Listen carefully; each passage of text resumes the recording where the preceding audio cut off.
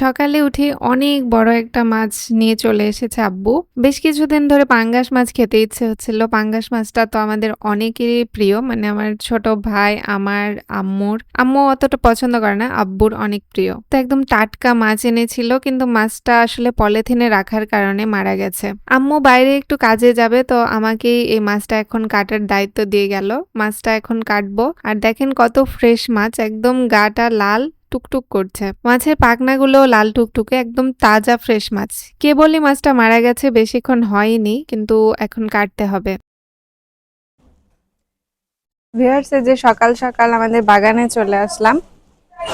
কি সুন্দর ফুল ফুটেছে দেখেন, মাশাআল্লাহ। এই পারে আসলাম আমি মাছ কাটবো। আজকে আমাকে মাছ কাটতে হবে। তো একটা পেঁপের পাতা নেই, পেঁপে গাছটাতে পেঁপেই ধরছে না, কি যে হয়েছে আল্লাহ জানে।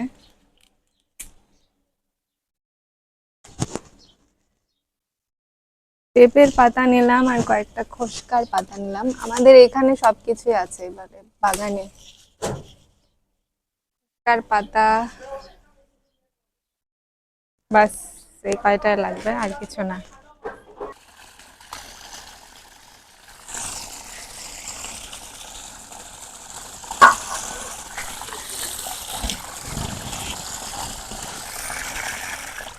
ডাব বন্ধ কর।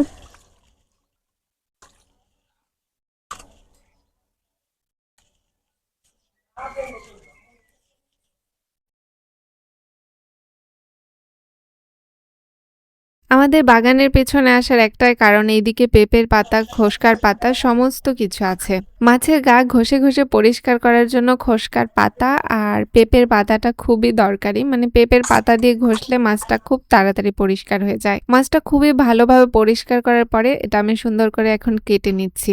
এর আগে পাঙ্গাস মাছ কেটেছিলাম, কিন্তু অনেক বছর আগে, অনেক দিন হলো মাছ আর কাটিনি, বড় মাছ। মাঝে মাঝে ছোট মাছ আনলে আম্মুর সঙ্গে কাটতে বসি, কিন্তু বড় মাছগুলো আম্মুই কাটে। ইদানিং বৃষ্টি হচ্ছে, তাল পাকছে, তালের বড়া খাচ্ছে সবাই, কিন্তু আমাদের এখনো তালের বড়া খাওয়া হয়নি। গ্রাম থেকে যেহেতু তাল এনে ফ্রিজে রেখে দিয়েছি, এখন আম্মু মিলে আটা কুটতে গেছে। আটা কুটে আনার পরে সেগুলোকে শুকাতে হবে, দেন আমরা পিঠা খাবো হয়তো বা কাল পরশু। মাছটা এতই ফ্রেশ ছিল যে মাছ থেকে প্রচুর পরিমাণে রক্ত বের হচ্ছিল। তাজা মাছ মাংস থেকে আসলে এরকমই হয়।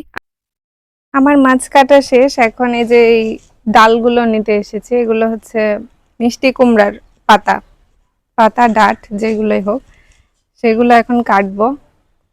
একদম অর্গানিক খাবার আজকে। এই গাছটাতে কোনো প্রকারের সার কিন্তু আমি দেইনি, একদম মানে অর্গানিক ভাবে লাগিয়েছিলাম। অনেক বড় হয়েছে, এখন এটা কাটবো।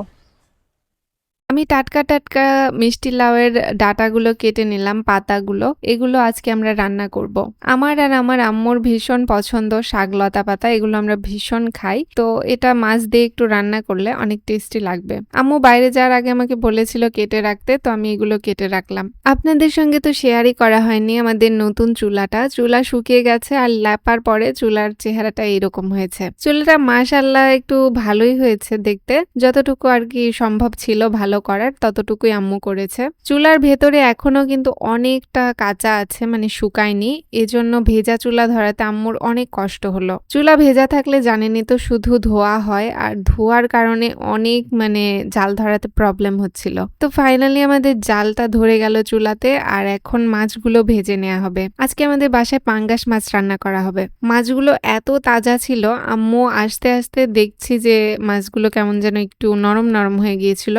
আমি যদিও বা ফ্রিজের নরমালে রেখেছিলাম মাছটা। একটু লবণ, একটু হলুদ মাখিয়ে এই মাছগুলোকে এখন ভালো করে ভাজতে হবে। আমাদের বাসায় আবার মাছ ভেজে আমরা রান্না করি, না ভাজলে আমরা মাছ খেতে পারি না। আজকে দুইটা তরকারি করা হবে, একটা হচ্ছে পাঙ্গাস মাছের ভুনা আর আরেকটা হচ্ছে মিষ্টি কুমড়ার শাক। ওইটাও মাছ ভেঙে দিয়ে রান্না করা হবে। একটু মাছ ভেঙে দিয়ে রান্না করলে খেতে দারুণ লাগে, অনেক টেস্টি হয়। আর যেহেতু বাসায় লাগানো মিষ্টি লাউয়ের ডাঁটা, তো এটা তো বলার অপেক্ষায় রাখে না কতটা টেস্টি হবে। আম্মু উপরে রান্না করছে আর এখানে দেখেন আটা আমরা আমাদের ডাইনিং টেবিলে শুকাচ্ছি, কারণ বাইরে ভীষণ বৃষ্টি হচ্ছে। বৃষ্টির কারণে রুমের ভেতরেও আমাদের অন্ধকার হয়ে আছে, লাইট না জ্বালালে দেখা যাবে না। এখানে 6 কেজি চালের আটা আছে আর এই সবগুলো আটা দিয়ে আমরা পিঠা খাবো। আজকে না এক এক দিন এক একটা পিঠা খাওয়া হবে। যদিও বা এবার একটু কমই আমরা আটা কুটেছি, প্রতিবার আমাদের 10 কেজি করে আটা কুটতে হতো। তো এই যে আমাদের দুপুর হয়ে গেছে, খেতে বসেছি। খাবার আইটেমে আছে পাঙ্গাস মাছের ভুনা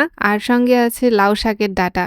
মাশাআল্লাহ, লাউ শাকের ডাঁটাটা দেখতে এতটা লোভনীয় হয়েছে, খেতে কেমন হয়েছে এটা তো বলার অপেক্ষা রাখে না, দেখেই বোঝা যাচ্ছে খেতেও দারুণ হয়েছে। একটু তেল তেল করে আম্মু রান্না করেছে, এজন্য খেতে আরো দারুণ লাগবে। আর পাঙ্গাস মাছের ভুনাটা তো দেখতে আরো সুন্দর লাগছিল, মানে অসাধারণ সুন্দর হয়েছে দেখতেই। আমার আম্মুর কিন্তু প্রতিটা রান্না অসম্ভব টেস্টি হয়, আর আপনারা না খেলে বুঝবেন না যে আমার আম্মুর হাতের রান্না কতটা মজার, কতটা স্বাদের। আমি আবার প্রতিটা খাবারের সঙ্গে লেবু নেই, তো আমি লেবুও কেটে নিয়েছি। আজকের খাবারটা একদম জমে যাবে। আমার সচরাচর একটু বড় পাঙ্গাস মাছই ভালো লাগে, মানে 3-3.5 কেজির মতো পাঙ্গাস, ওগুলো খেতে আর একটু বেশি মজা। তারপরেও প্রতিটা পাঙ্গাসই অনেক টেস্টি। তবে আমি দেখেছি পুরুষ মাছগুলো খেতে ভালো হয় না, মানে মর্দা মাছ আমরা বলি, মর্দা মাছগুলো ভালো হয় না খেতে।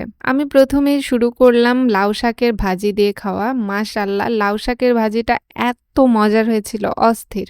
আলহামদুলিল্লাহ, এইরকম লাউ শাকের ভাজি যদি থাকে তাহলে এমনিতেই 2 প্লেট ভাত শেষ করে ফেলা যাবে, মাছ মাংসের কোনো প্রয়োজন হবে না। মাশাআল্লাহ মাশাআল্লাহ, এত মজা হয়েছিল। এটা দিয়ে আমি এক থাল ভাত শেষ করার পরে আর এক থাল ভাত নিয়েছিলাম মাছের তরকারিটা দিয়ে খাওয়ার জন্য।